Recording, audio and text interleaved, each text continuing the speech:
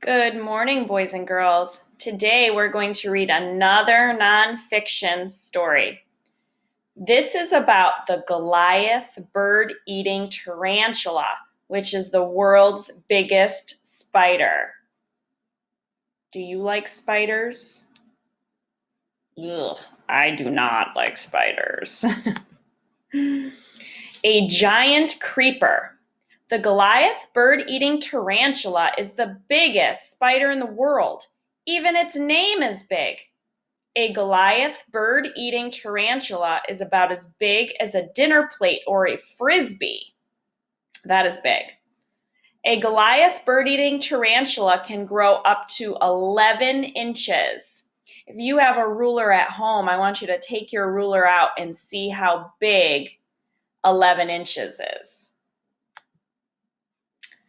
Home in a hole. The Goliath bird-eating tarantula lives in the rainforests of South America. Does anybody remember what continent we live in? I mentioned it yesterday in our lion read aloud. If you said North America, you are correct. It makes its home in a burrow deep in the ground. Some Goliaths dig their own burrows. Other Goliaths move into burrows left by other animals. And if you notice here, right here is a burrow. When a tarantula becomes too big for its burrow, it leaves. The spider finds a new burrow or digs a bigger one. And over here, we can see where the Goliath bird-eating tarantulas live in this brown area of South America. Who wants to go visit?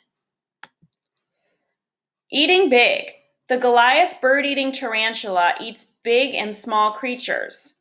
It can eat mice, lizards, frogs, or snakes. Sometimes this tarantula even eats birds. That's how the giant spider got its name.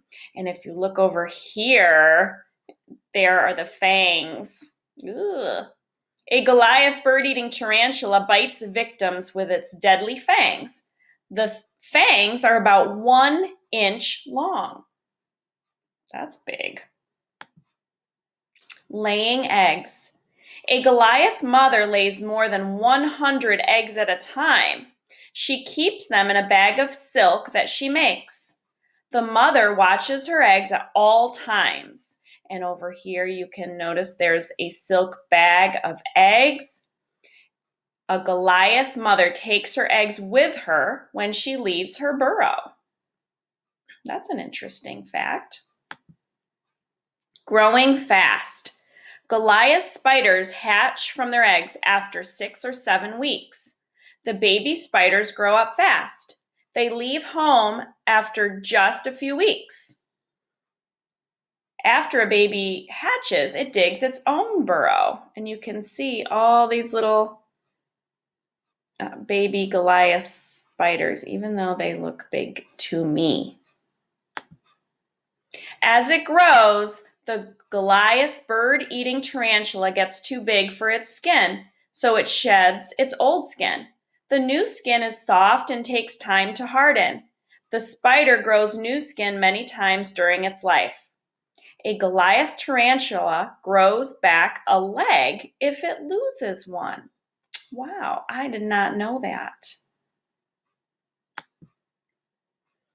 Helpful hairs. The Goliath spider is covered with long, dark hairs. The spider uses its hairs to feel things moving nearby. And here is, if you look at this arrow, there are the eyes. A Goliath spider has 8 eyes but sees poorly. It uses its hairs to feel its way around. Oh, wow. So it doesn't see very well, but it uses those hairs. Interesting. Loud and scary. A Goliath bird eater may rub its hairy legs together if an enemy is near. The rubbing makes a hissing sound. The noise can be heard 15 feet away. It scares away most enemies. The Goliath can flick some of its hairs at an enemy. The stiff hairs sting. Oh, so that protects the tarantula also. Rainforest survivors. Male Goliath bird eaters live about 5 years. Females may live more than 20 years. People build homes on the spider's rainforest land, yet these tough tarantulas still find places to survive. Tarantulas are among the longest living spiders. It means they live a long time. And here are some great things.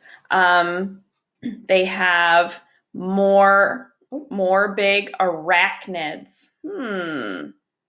Arachnids. That's an interesting word. Goliath bird-eating tarantulas belong to a group of animals called arachnids. This group includes spiders, scorpions, and daddy longlegs. Arachnids have 8 legs and from 2 to 12 eyes. Okay, so I know that arachnids have 8 legs. So things that I might have seen, I know I've seen daddy longlegs. I bet you have too. And I know I've seen spiders. So yes, and oh, I love this chart here.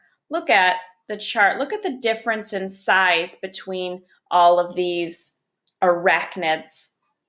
And then, of course, it has our glossary over here. The burrow, remember, is that hole.